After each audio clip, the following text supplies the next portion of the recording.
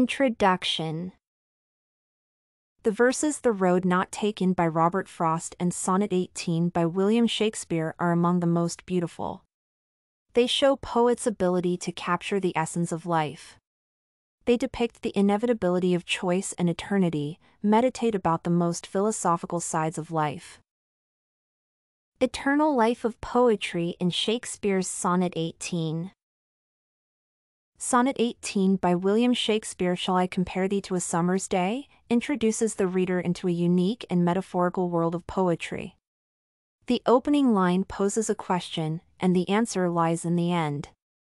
Poet's beloved is compared to summer's day, but the point of the use of simile here is that the beloved is better than summer. The advantage is that the beloved is more lovely and more temperate. The speaker also enumerates drawbacks of summer. Summer's lease hath all too short a date, and sometime too hot the eye of heaven shines. The image of the beloved is invoked variously as something quite beyond description. Thus, human beauty is more permanent than summer. And love is eternal because it is not broken by occasional winds and the change of season. The beloved being has a cheerful and sunny disposition or gold complexion. Beautiful things fade, and nature's changing course untrimmed, nothing can last forever. And one more distinct feature of the beloved being is that the beauty will last forever when summer is fleeting. The speaker's verse resembles the power of God himself to make a man eternal. In the final couplet, the poem achieves this potency through the power of the readers over the generations.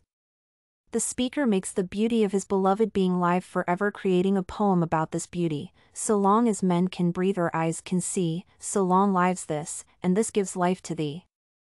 The power of poetry is beyond the grave, and poetry is considered immortal. Thus, comparing the beauty of his beloved to summer, the beloved embodies summer and is even more powerful. The speaker's love is powerful too. Even death cannot abridge it. The poet's love lives in the written word. Through the sonnet, it will continue for future generations. And eternal summer will last as long as other people read this poem. The metaphor in eternal lines "To time thou growest" grafts the beloved to time by means of words, poems. The poet glorifies the perfect beloved in hope that until mankind exists, his poetry will live on along with his muse. Road of life.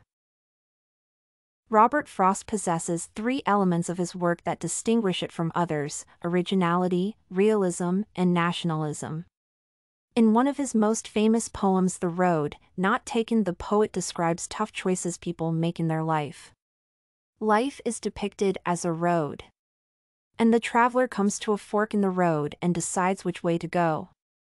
He chooses the road less traveled by. But this choice is interfaced with regret.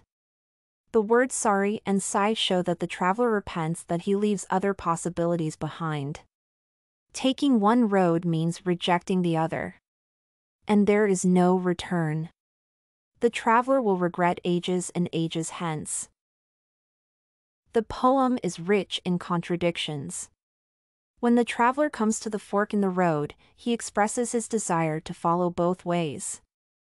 But it is impossible. Then took the other, as just as fair, and having perhaps the better claim, because it was grassy and wanted wear. But after the poet says that roads are worn about the same. Maybe, less traveled by road makes travelers turn back to a threaded path. The words about the road wanted were a present personification. And that has made all the difference. The choice is made, and let us hope for the better. Frost managed, remarkably, to create a poem that endlessly enforces one's own relentless intuition of sameness and difference, that feeling of being utterly mundane and prosaic and utterly alien at the same time, of looking and sounding and acting like every other regular Joe, of suffering from a conviction of indistinguishability, while in the same instant suffering isolation beyond which it is impossible to go. Thus, the speaker tells a story about two nearly identical roads, both grassy and covered in fallen leaves.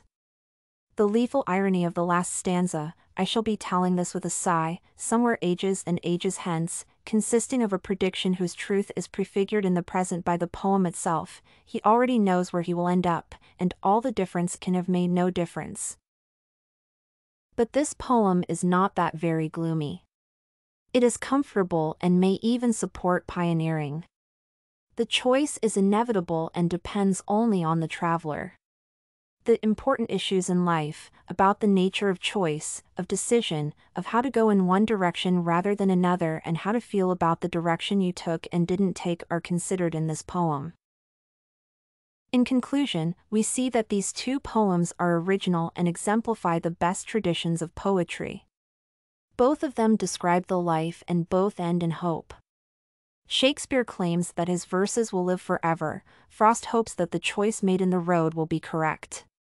Both poems contain words, which illustrate their themes the best. Poetic devices, such as similes, metaphors, epithets introduce the images of the poems and prove laconic and accurate use of language. Despite different interpretations, these poems belong to masterpieces of classic literature. You can find this and many other essay samples on our website studycorgi.com.